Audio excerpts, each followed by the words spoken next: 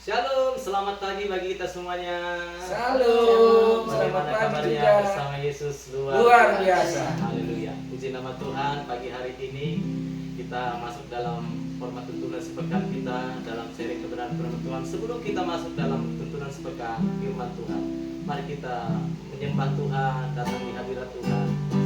Ora labaya syakata kadang.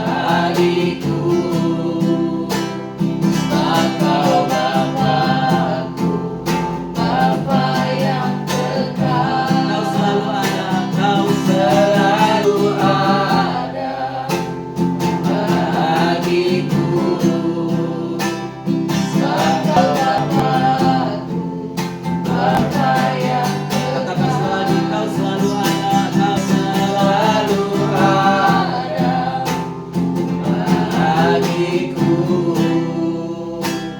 sebab Kau Bapa-Ku, Bapa yang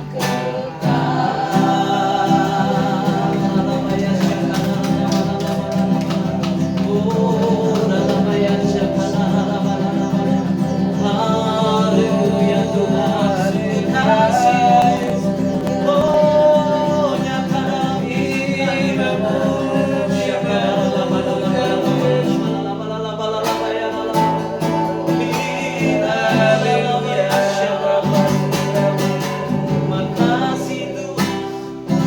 makasih Tuhan, makasih siapa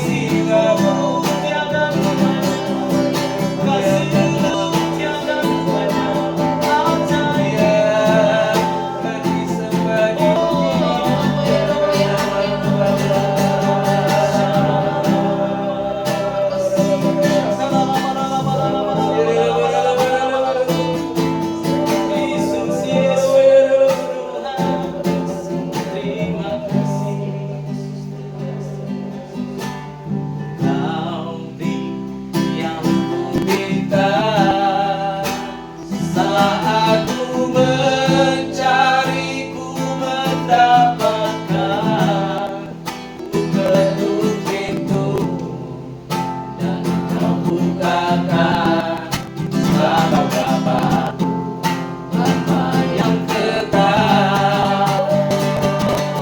Takkan Kau biarkan aku melangkah hanya sendirian. Kau selalu ada hariku, Kau Bapa-Ku, Bapa yang kekal. Katakan kasih yang benar, kasih yang sempurna telah ku terima darimu, bukan kebaikan hanya oleh kasih karunia Tak berikan aku layakan dapat memanggil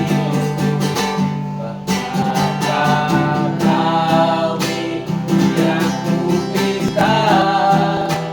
Aku mencari ku mendapatkan, ku ketuk pintu dan Kau bukakan, sebab Kau Bapa-Ku, Bapa yang kekal.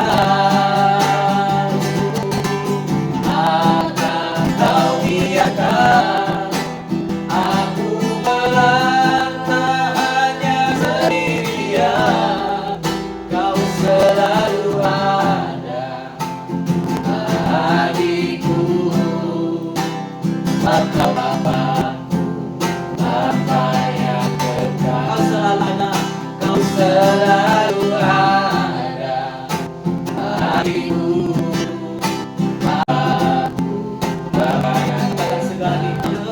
Kau selalu ada bagiku, Bapa-Ku, Bapa yang kekal.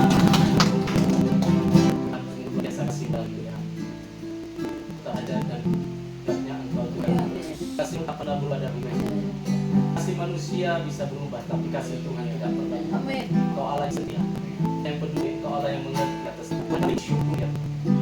Terima kasih buat kesempatan hari ini. Kami boleh menyembah, kami boleh memuliakan nama. Sebentar kami Tuhan mau sharing akan kebenaran firman. Urapi kami, urapi hamba-Mu ya Tuhan. Biarlah Tuhan Yesus pengurapan-Mu Tuhan atas kami. Sehingga firman yang kami sharingkan pagi hari ini senantiasa Tuhan boleh menjadi berkat bagi banyak Terima kasih ya Tuhan. Engkau Allah yang dahsyat, memulai setiap kami.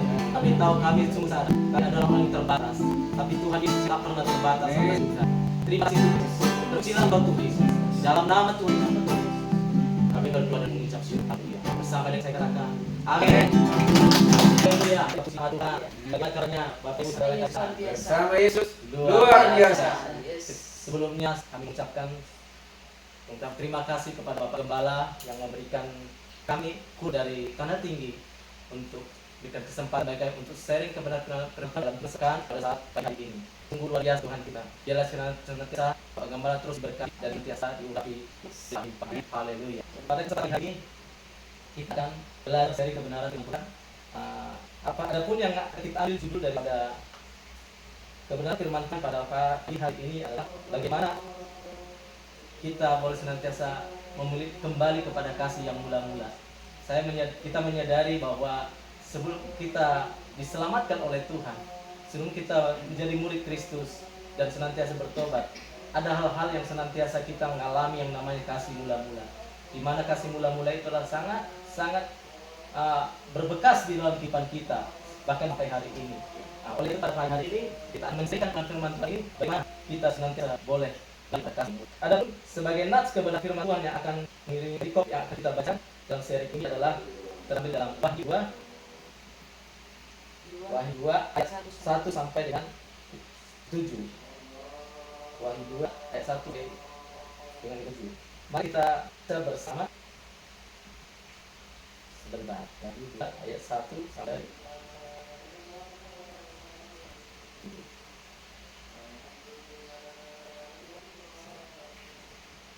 Itu yang berikutnya adalah kepada jemaat di Yesus. Mari bersama-sama kita baca firman Tuhan ini dengan suara yang nyanyi. Kita boleh kasih berkati dengan pembacaan kebenaran firman Tuhan ini.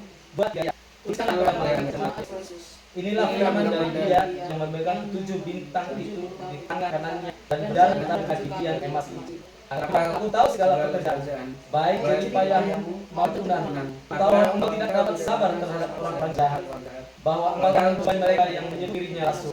Tetapi yang sebenarnya tidak demikian, bahwa engkau telah mendapati mereka pendusta. Ayat 3. Dan engkau tetap sabar dan menderita oleh karena namaku, dan engkau tidak mengenal lelah. Ayat 4. Namun demikian engkau akan kasihmu yang sesat. Ayat 5. Sebab itu ingatlah betapa dalam telah jatuh, bertobatlah dan lakukanlah lagi apa yang semula engkau lakukan. Jika tidak demikian, aku akan datang kepadamu dan aku akan mengambil kakianmu dari tempatnya jikalau engkau tidak bertobat. Ayat yang ke-6. Tetapi ini kepadamu, yaitu engkau memberi segala perbuatan ilmu Nikolas yang suka benci.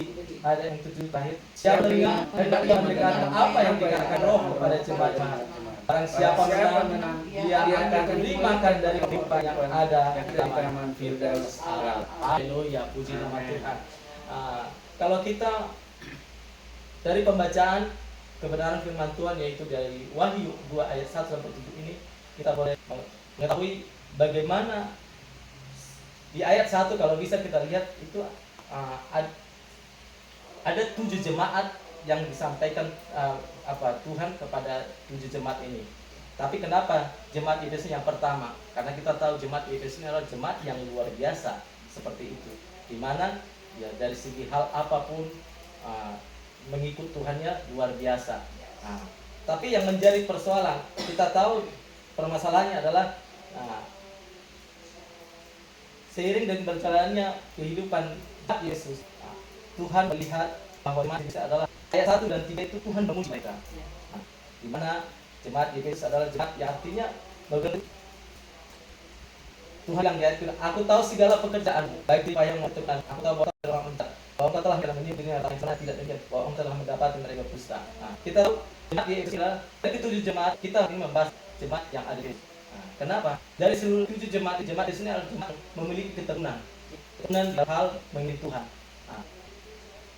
Dan sampai pada saat mereka dalam pengiringan mereka dalam bersama dengan Tuhan, ternyata Tuhan lihat mereka di dalam mengikut Tuhan adalah suatu hal yang menjadi kerutitasan. Jadi kita tahu bahwa itu bisa terjadi atas setiap kita. Oleh karena itu saya percaya bagi kita Tuhan kita pertama-tama bertobat dulu kita pasti mengalami yang namanya kasih mula. Di mana sih yang berkobar-kobar, kasih yang artinya kita begitu luar biasa, bahkan kita nggak ingat yang namanya lelah, kita terus oleh itu. Saya mau sharing kepada kamu saudara yang terkasih dalam Tuhan Yesus. Dan pembacaan kita ini, saya mau menyampaikan ke kita semua, mungkin ada pengalaman pribadi kita. Pertama kita terima Tuhan Yesus, pasti kita akan mengalami kasih yang berulang. Saya yang pertama ke menyaksikan bagaimana dulu kasih mula-mula itu ada dialami oleh informasi. Pertama kali mengikut Tuhan memang ada kasih mula-mula. Aduh, pencobaannya benar-benar dahsyat banget. Saat lagi terpuruknya dicobai Tuhan. Tapi ya itu memang harus dialami untuk saya pribadi ya, untuk benar-benar menguatkan iman saya sendiri.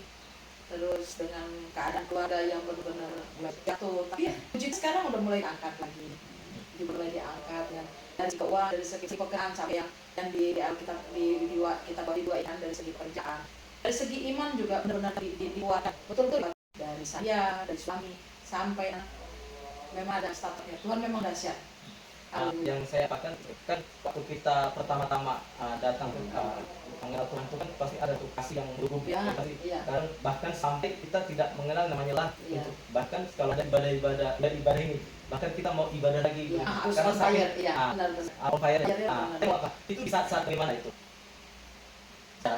mengalami pas lagi susah benar-benar, tapi sekarang masih sampai sekarang puji Tuhan sampai sekarang masih tetap benar-benar dijaga. Kasih mula-mula itu memang harus tetap benar-benar dijaga karena memang itu memang dasar di awalnya. Kasih mula kan gitu ya. Memang iya, kalau kita memiliki kasih mula-mula itu sesuatu hal yang pasti kita pasti ingat sampai sekarang.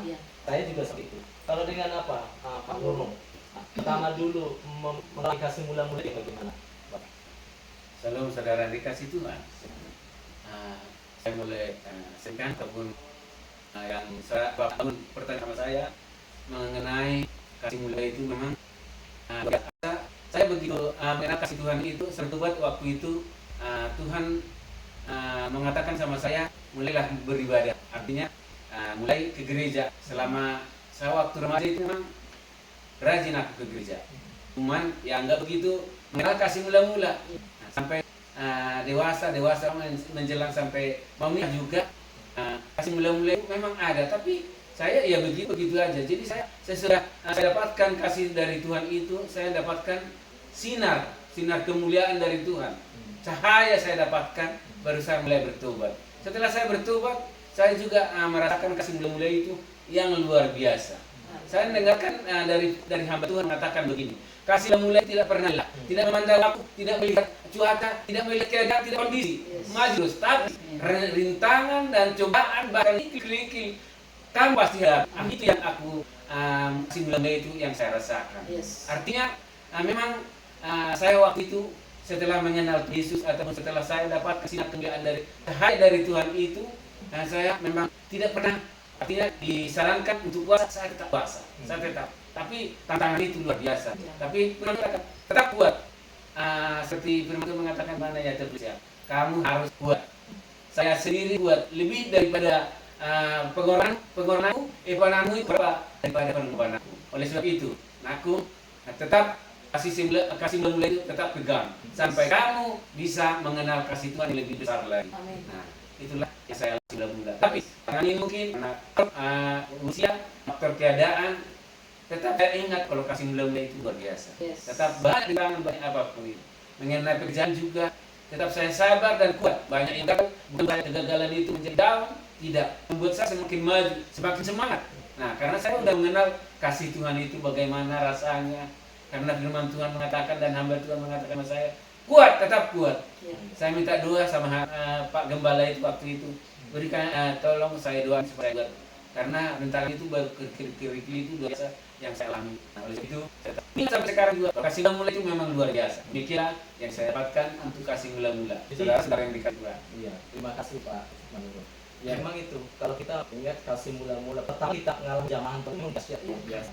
Artinya ya, kita semangat berapi-api, berkobar, bahkan itu pun kita tidak akan apa lagi. Nah, intinya kita ingin terus ada dekat Tuhan, ingin menyembah Tuhan, ingin dekat bersekutu dengan Tuhan. Itu kalau saya dulu seperti itu. Kasih mula-mula waktu saya bertobat itu.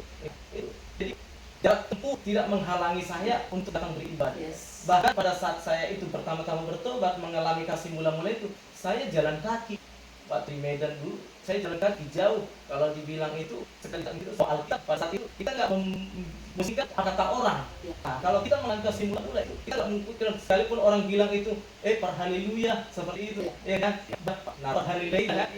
Partotoba ya. Padahal ya kalau ada kasih mula-mula itu kita nggak musingkan itu, karena udah begitu dalam rasa kita merasakan kebaikan kasih Tuhan ini melimpah, sehingga kita nggak memusingkan kata orang, ejekan orang sekalipun kita. Makanya itu, oleh karena itu, ini untuk saat sekarang ini, kita mau menceritakan ini, bagaimana kasih mula yang dulu pertama kali kita mengalami zaman Tuhan itu, kita bawa pada zaman saat ini. Di saat kita mungkin juga makin tua, gitu. Memang usia boleh tua. Tapi kalau kasih Tuhan itu harusnya tidak boleh luntur dalam kehidupan kita. Usia itu pasti bisa. Tapi kalau kasih Tuhan selalu baru, kasih Tuhan itu selalu baru setiap hari. Itu bagaimana itu bisa alami? Kalau kita senantiasa memiliki satu kerinduan untuk ada dalam Tuhan, untuk menyembah Tuhan. Karena kita tahu tanpa kasih, akhirnya kita tahu banyak orang percaya, orang Kristen ke gereja ke gereja.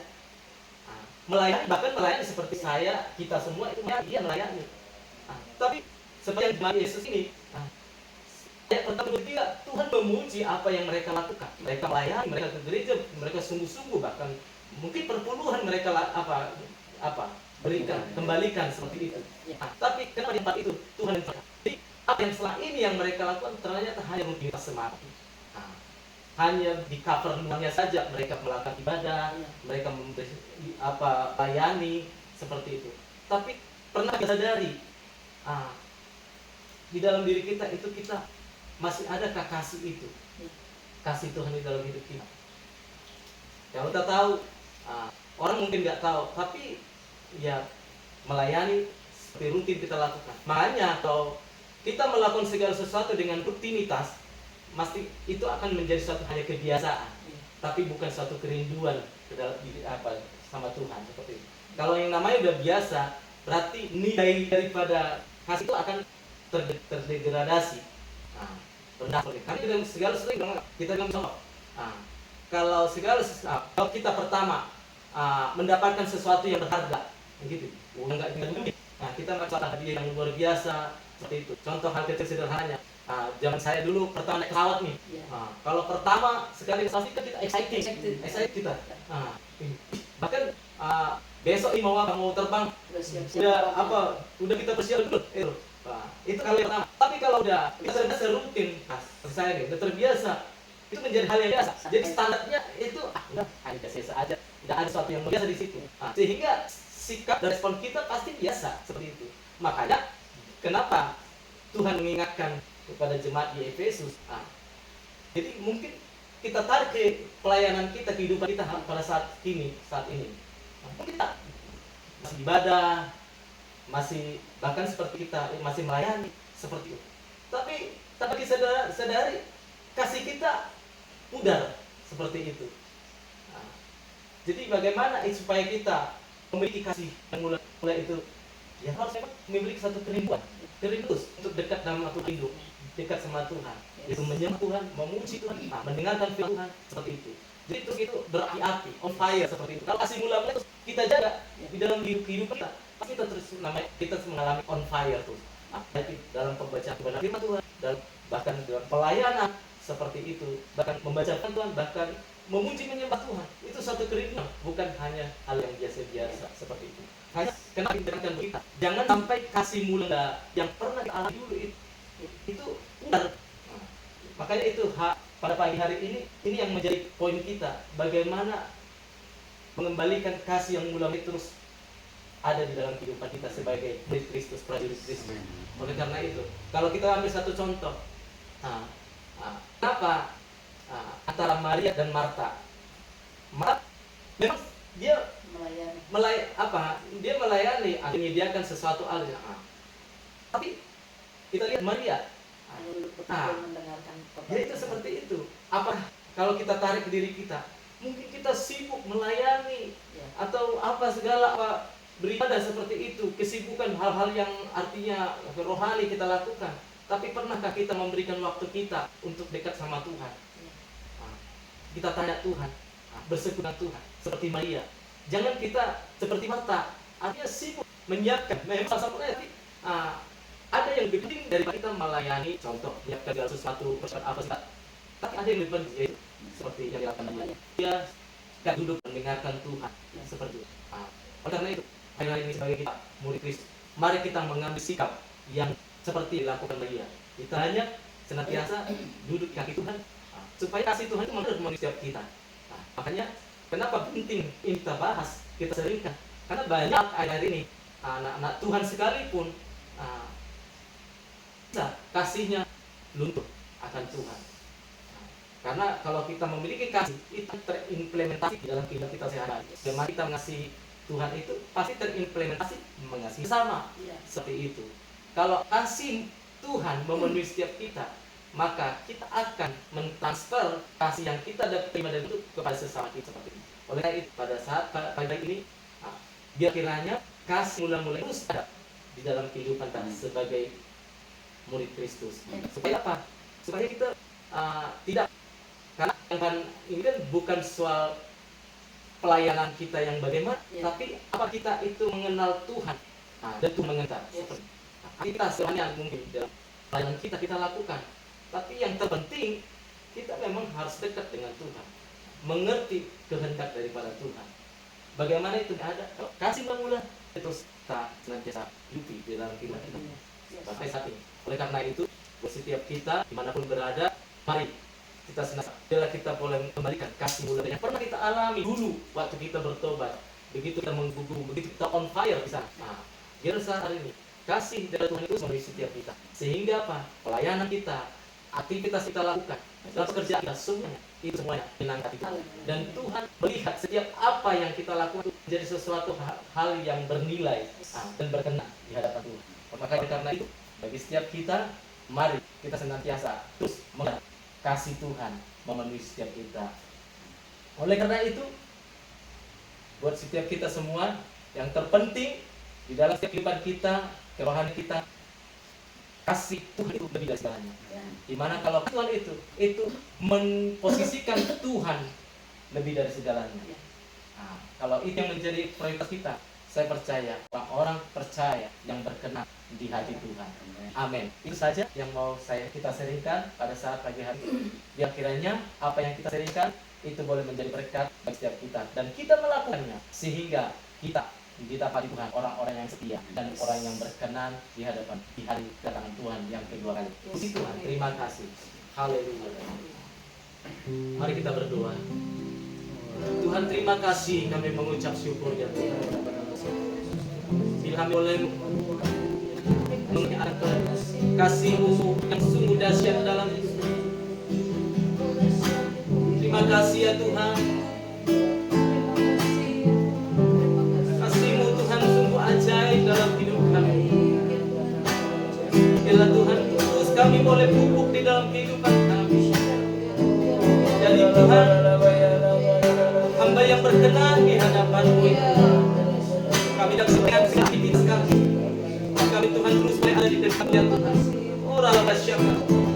Ora lama ya syaka. Ora lama ya syaka. Kasih yang kurasakan lebih tinggi dalam hidup. Kebaikan-Mu yang Kau nyatakan diam dari lautan. Berlaku yang telah Ku terima.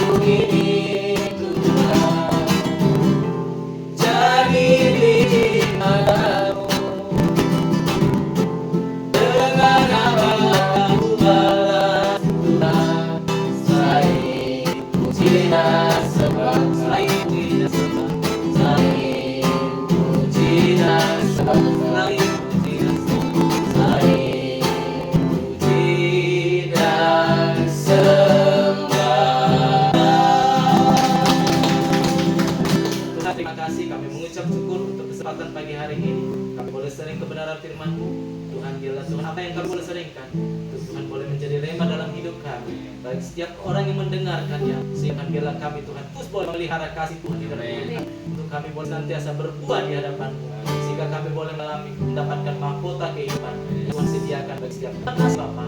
Terpujilah Engkau Tuhan, bagi-Mu segala pujian, hormat, syukur kami. Dalam nama Tuhan Yesus Kristus kami berdoa dan mengucap syukur. Haleluya. Katakan amin. Shalom. Tuhan Yesus memberkati. Amin.